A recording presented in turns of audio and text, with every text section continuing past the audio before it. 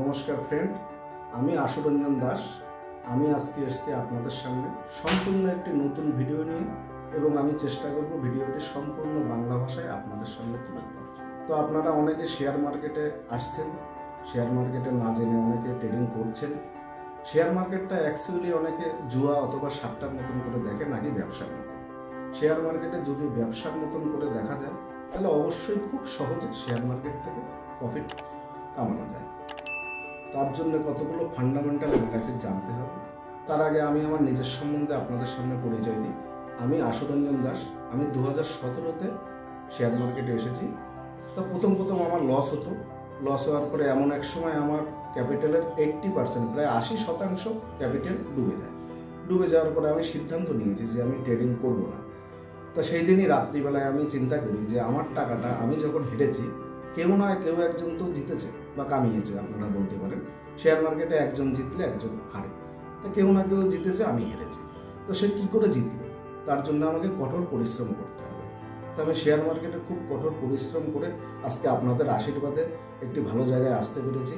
তাই এর জন্য আমি নিজে খুব খুশি এবং আমি চেষ্টা করব আপনাদের সমস্ত বাংলা ভাষায় সম্পূর্ণ এই ভিডিওটি করার জন্য এবং আপনাদের ফান্ডামেন্টাল অ্যানালাইসিস যতটুকু প্রয়োজন আমি চেষ্টা করব আপনাদের সামনে তুলে ধরা। নেওয়া যাক শেয়ার মার্কেটের ছোট্ট দুটো ফান্ডামেন্টাল অ্যানালাইসিস দিয়ে আমি ভিডিওটা বেশি বড় না করে খুব সংক্ষেপে শেষ করে দেব।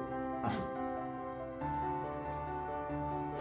এই যে আমরা শেয়ার মার্কেটে যে কোনো একটি শেয়ার মার্কেট, রিলায়েন্স ইন্ডাস্ট্রি।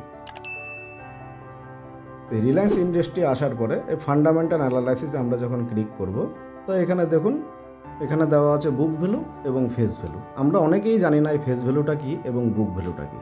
তা আসুন আপনাদের সামনে আমি তুলে ধরি ফেস ভ্যালুটা কী। যে কোনো একটা কোম্পানি ABCD ধরুন, রিলায়েন্স, সাপোজ রিলায়েন্সের শেয়ারের বাজারের মূল্য আজকে 1515 টাকা। তাহলে এই শেয়ারটা যখন আপনি কোম্পানিতে ইনভেস্ট করছেন, শেয়ারটা কেনার সময় কোম্পানি কিন্তু পেল ফেস ভ্যালুর উপরে নির্ধারণ করে। দেখুন এই ফেস ভ্যালু রয়েছে 10 টাকা, ফেস ভ্যালু দেখাচ্ছে এখানে 10 টাকা। তাহলে আপনি যদি একটা শেয়ারে ইনভেস্ট করেন তাহলে কোম্পানির কাছে শুধু 10 টাকাই আপনার গেল।